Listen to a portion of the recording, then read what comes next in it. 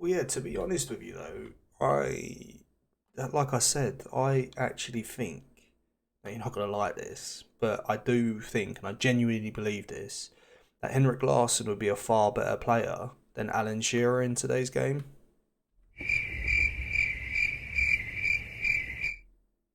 Hello?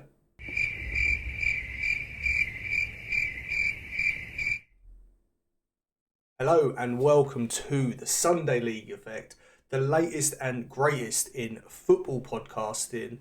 I'm Mike, and I, along with my co-host, who has decided to leave me to do the first one on my own, will bring you every week our input as to what we think goes well with the weekend prior.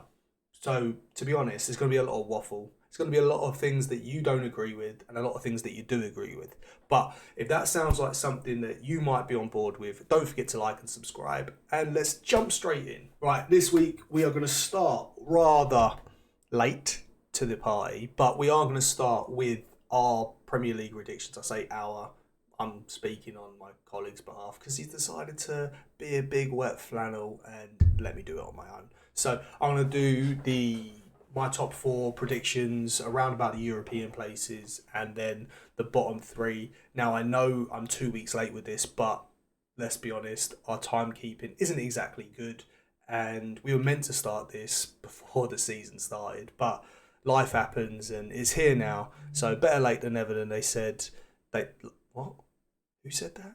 No, better late than never, like they say, is what I meant to say. But yeah, right. So I'm going to jump in with who I think is going to win the league. I can't look past City. City are an unstoppable force. They've got the best manager in the world, the best squad in the world, the best striker in the world, arguably the best keeper. They have a plethora of outrageous young talents. Oscar Bobb's got injured, but he would have been a breakout star this season. Last year, probably four people had heard of him. So, and that's someone that's come through their academy who they signed as a child. He is pretty much a child still. I think he's only like 19. But anyway, I don't know why I'm talking about Oscar Bob. He's so irrelevant. But anyway, they bought back Gundogan, a massive signing for them. He was a key figure in their not quadruple, treble season. I think he captained them. So, be interesting to see if he gets the captaincy back. I don't. Is it Kevin De Bruyne as the captain at the minute? I'm not too sure. But yeah, it's a massive signing for him. Savinho looks good. He's coming in, started every game. Haaland's hit the ground running, as he always does. He's like a train.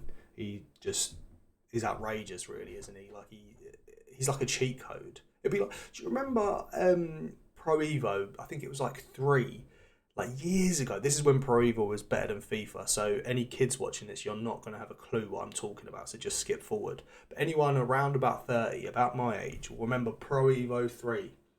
And you could do this like build a club thing, and you buy loads of young players, and some of them are real, some of them aren't. Like you can get like Joe Cole as like an 18-year-old, and they'd grow pretty much like career mode, but they'd have like stats bars that would go up to 100, and you could buy like fake players and real players, and there was always one fake striker that would end up being like perfect. He'd be like 6'4", rapid, 90 finishing, 99 pace, and basically Haaland is that. It's like someone's just got Pro Evo and gone, like, oh, that player would be good. I'm going to take that and make him real. And then we're going to throw him into the Premier League, into the best team for only 30 odd million. It's a joke. We should just take him away and not let City have him.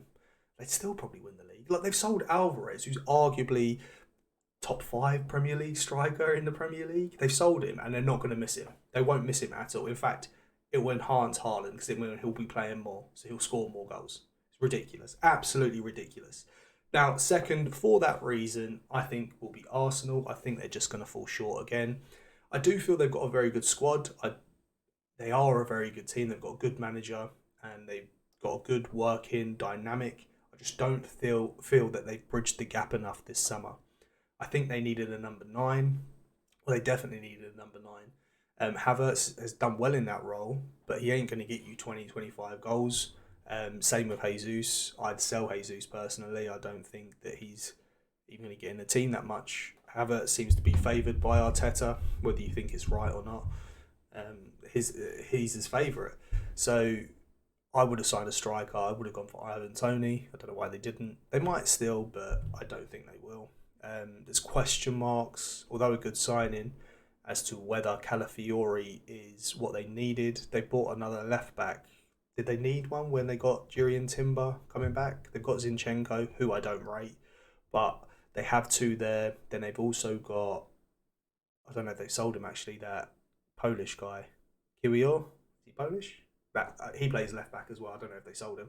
But anyway, whether they needed Calafiori or not, for 35, 40 million, whatever they paid for him, it just seems like it shouldn't have been a high priority. But then saying that, I said the same about Raya last season in Ramsdale, and it seems to have been a very good signing. So what do I know?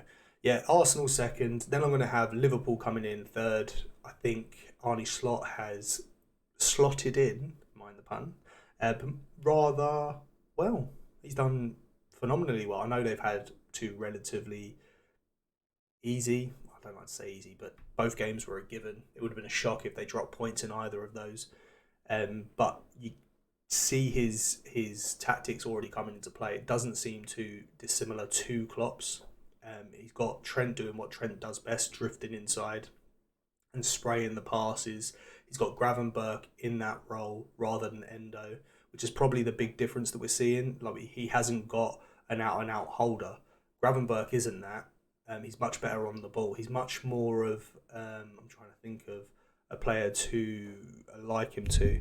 But he's not a midfield destroyer. He's not like N'Golo Kante.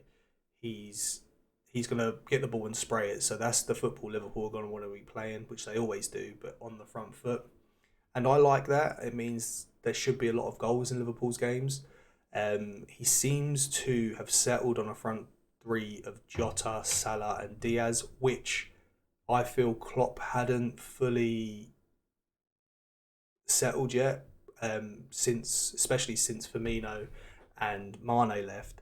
It was a bit of a chop and change. Sometimes Gakpo would play. Nunes would be forced into the team to try and force him into form, which is what you see quite a lot with strikers. They try and play them into form. But now it seems to be settled on these three, and I think they're the better three. I think that's what I'd want. To be fair, I think that's what Klopp would have wanted as well. But he did have a lot of injuries with Jota, and I know Diaz was out for a little bit. And Salah struggled for form, but he has hit the ground running this year. He started really well. But time will tell, but I think they'll have a very good season. Now, 4th, 5th and 6th, I think for a lot of people, there'll be similar teams, and you could pick any of the three to finish 4th, 5th or 6th.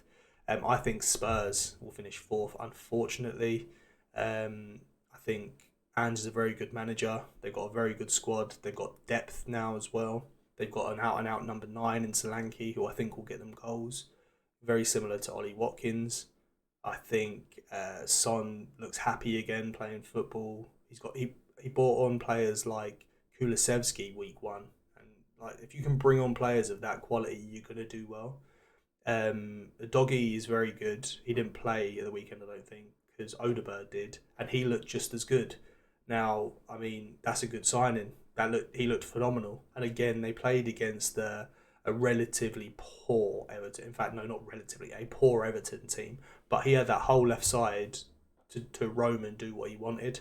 He looked very good. Their midfield is solid. Good centre-backs, good goalkeeper. I can't look past them. Then in 5th, I think it's Chelsea, sheerly because the amount of players they have to choose from. And Maresca, although I don't know much about him, I think he'll do well. As much as I'd love to see Chelsea fail, I think this is the season. They have got a solid squad. They've got a very, very bloated squad, but they've got some phenomenal players in there. And if they can sort out their defence, they're going to score goals. We saw that at the weekend. They're going to score for fun. If they can solidify at the back, they'll do well. So if they can settle on the back four and maybe keep injury free from their key players, I could see them finishing 5th, maybe even pushing for that last Champions League place. And then behind them in 6th, I've got Newcastle. I think before the season started, I would have put them up in 4th because they don't have European football, and I'd expect them to bring back that high energy, high press that they had the year that they got into the Champions League. In seventh, I think it'll be United. Again, the next three, you could put them in any order. Maybe the next four. Yeah, next four you could probably put in any order. But I've got United. Eighth, I've got my team, West Ham. I think we'll have a good season. Once the new players are bedded in, no European football. We've got some phenomenal players to start and off the bench. Good manager. If we can stop leaking goals, much like Chelsea, I think we'll do really well. Below us, I've got Villa. I do think Villa could probably finish higher than both us and United. It all depends on how well they manage European football, because their squad is decent. We've got a decent sized squad, very good players. It's just whether they can stay injury free and what they prioritise. Now we're going to skip right down to the bottom because no one really cares about the middle. I've got Southampton, Leicester and Everton to go down, with Ipswich just surviving. Now the reason for this is Southampton I don't think will outscore many teams and are going to give up goals because they like to press high and they haven't got the players to do so. Not in the Premier League anyway. Leicester, I think, will win games, and they've got masses of experience in that squad. So I think they'll get enough points, although they're going to get a points deduction. I think it's going to be about 6 points. So for any team, especially a newly promoted team, getting a 6 point deduction, you're going to struggle. So for that reason, I've got them going down. And then Everton just look poor. There's one major reason I think they'll go down. One, it's about time. But the major reason is I think they'll panic this season, much like Burnley did under Dyche, and I think they'll sack him and get the wrong manager in, and then they'll just struggle. And that means obviously Ipswich will be staying up. I think Kieran McKenna has the experience from the Premier League to stay up. He's made some very good signings, and they've had a difficult. You couldn't think of a much worse start than Liverpool and City, your first two games. But it's important now that the next game before the international break, they get some points on the board. I think that's vital. And they'll survive, hopefully. I've had enough of Everton. I've had enough. Anyway, moving on to the weekend games. We'll just have a quick chat about that. So we'll start at the big game of the weekend, which is obviously Arsenal-Aston Villa, or Aston Villa-Arsenal. I felt that Villa had a really good chance of getting something from this game. Watching the game, they created so many good chances. Arsenal did as well, and that's what separates the real top teams, the ability to take them chances. And obviously, Aston Villa couldn't. Raya made some phenomenal saves, nothing less than outrageous, some of them, especially the one for the rebound for Watkins. And then once Arsenal got their noses in front, in around the hour mark, they never really looked back. After that, it was a foregone conclusion. I just want to talk a little bit about Ollie Watkins. I don't feel Ollie Watkins is going to have anywhere near as good of a season as what he had last. I do rate Ollie Watkins. I just don't feel he's an elite striker. From the first two games, it's obvious that he's struggling for something, whether it's confidence or fitness, whether the knocks at the Euros not being played enough has affected him mentally or not. Something doesn't seem right. He was poor against us opening day. I know he didn't have a massive pre-season, but you're an elite footballer in the 21st century. Like, you should be fit enough. You played 2 months ago. You can play. You can run. You can do more. And then he wasted so many really good chances against Arsenal. For me, if you give those chances to your Haalands, even to someone like Havertz, I think they score.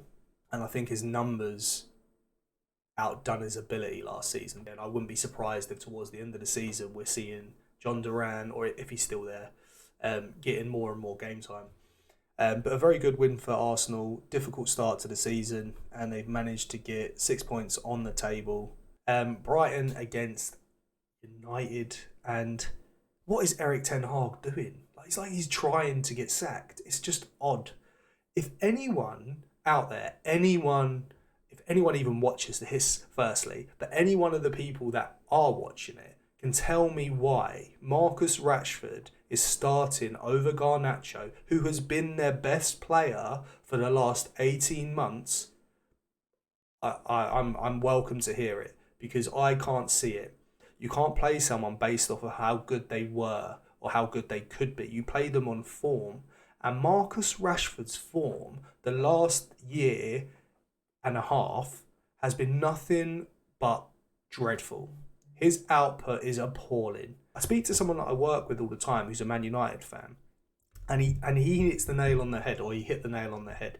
He said that he has no end product because he plays like a child.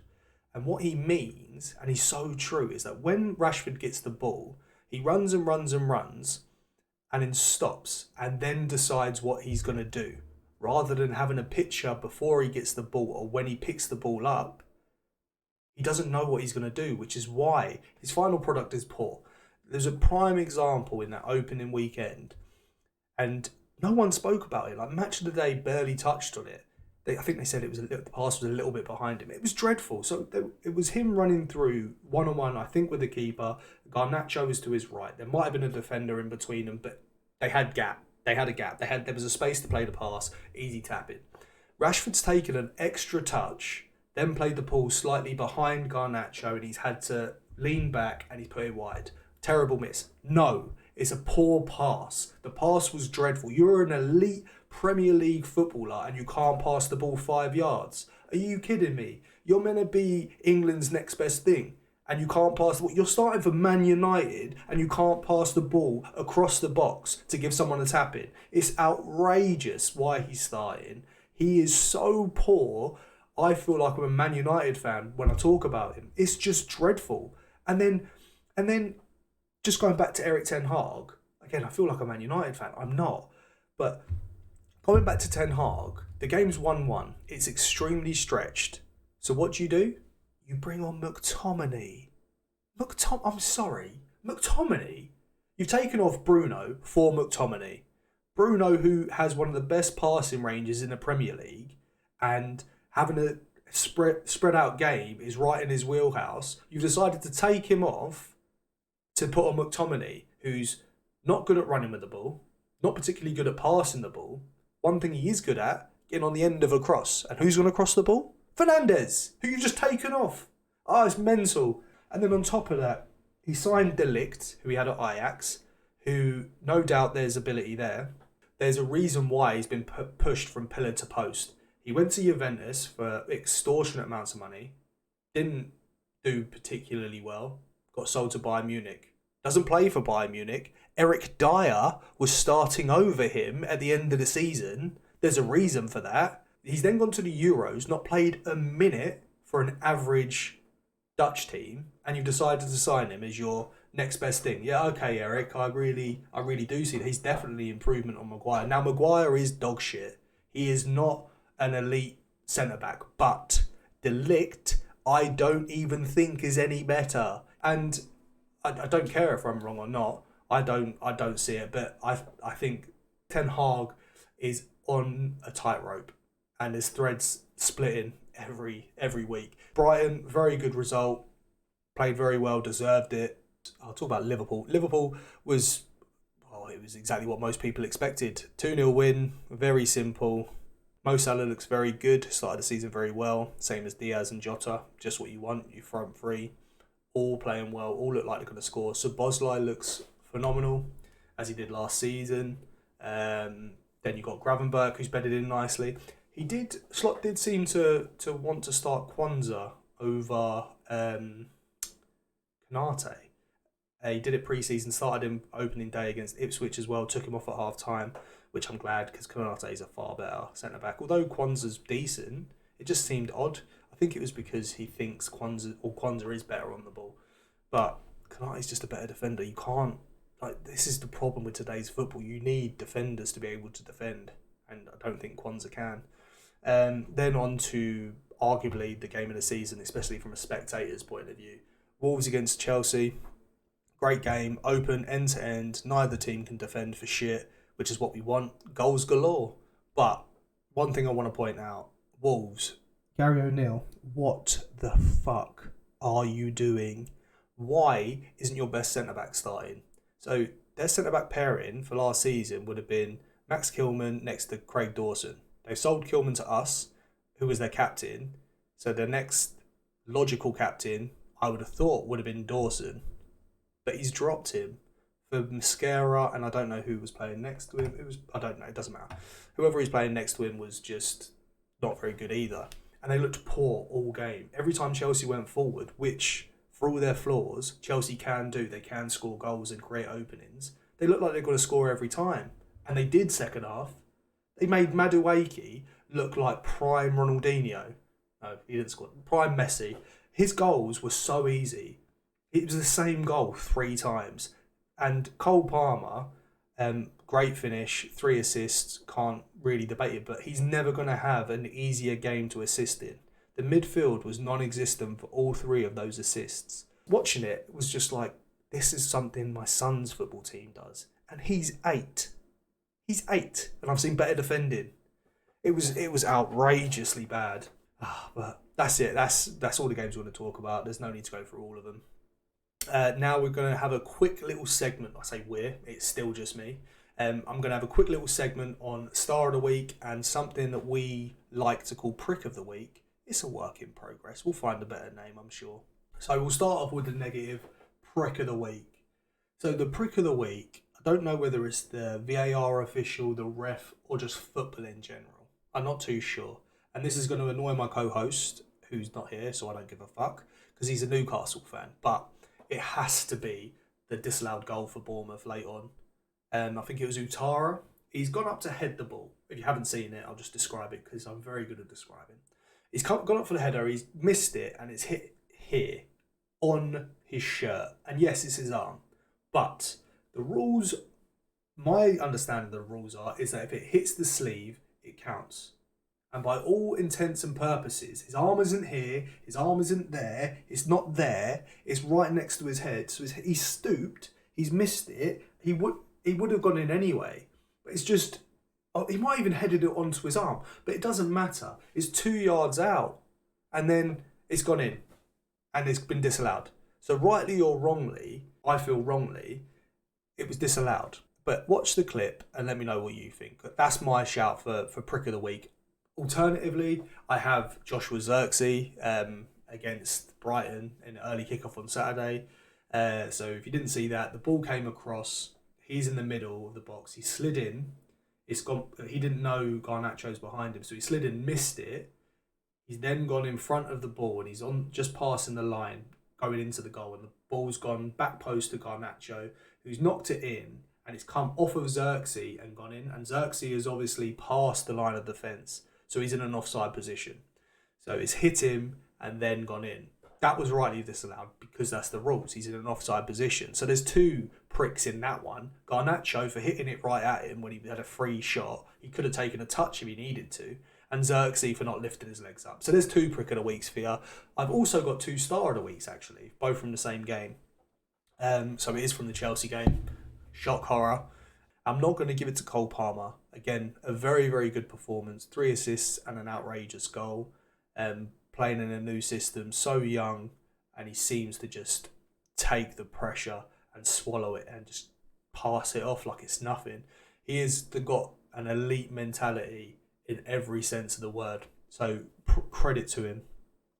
He did have a very good game, and he probably had a better performance than the player I'm going to give it to. But I'm going to give it to this player purely because of his shithousery, I suppose. And I'm going to give it to Madueke. So obviously he got a hat-trick, 3 simple goals for a professional footballer. But the reason I'm giving it to him is prior to the game, it was all popping off on Twitter from Madueke tweeting, this place, it's something like, I hate everything about this shithole, and then tagged Wolverhampton. And the fans went mad, and he kicked off. Then he deleted the tweet, and then he scored a hat-trick. So well done. That's my Prick of the Week, Star of the Week, and we usually are going to have some kind of game to take us out, but I can't play a game on my own. I'll be back next week, hopefully with someone next to me to bounce off of, so I'm not just talking to myself for 45 minutes. But anyway, if you did like this, don't forget to like and subscribe. We're a new podcast. We're going to be bringing you an episode once a week. If it does well, we'll bring back as much as we can. We'll look to get into the same room at some point, so we're not having to do it over Zoom. But anyway, peace and love. Thank you very much. Until the next one, peace.